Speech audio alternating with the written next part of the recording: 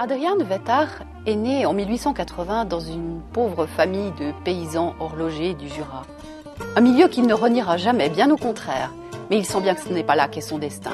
Ce qu'il veut, lui, c'est être artiste. Ce qui pour lui signifie musicien et surtout clown, trapéziste, jongleur, le cirque.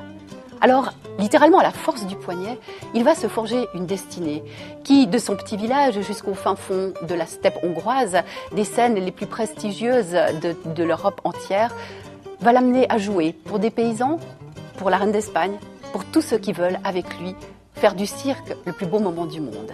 Et un jour, sur le registre de sa paroisse, il pourra ajouter à côté du nom de sa famille celui qu'il s'est forgé lui-même, Groc. Notre tournée, qui débuta au village de Miskolc, ne sembla pas très riche de promesses. Lors d'une représentation, notre ravaleur de flammes avait préparé son numéro trop près des coulisses, qui subitement prirent feu et une panique s'empara du public que seules mes grimaces arrivèrent à grand-peine à calmer.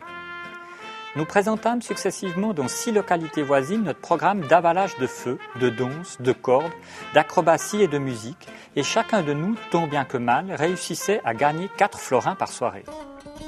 Commencer dans une ferme du Jura, finir dans un palais en Italie, on pense bien qu'entre les deux, il a fallu pas mal d'événements pour remplir la vie de Groc. Ce qu'on ne pensait peut-être pas, c'est qu'il les avait écrits, tous ces épisodes.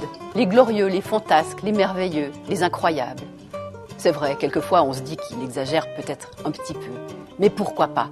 Et dans ces souvenirs, qui étaient restés inédits, on ne peut qu'être fasciné par la volonté extraordinaire de ce jeune garçon qui a voulu être une star à une époque où ça ne se faisait pas encore.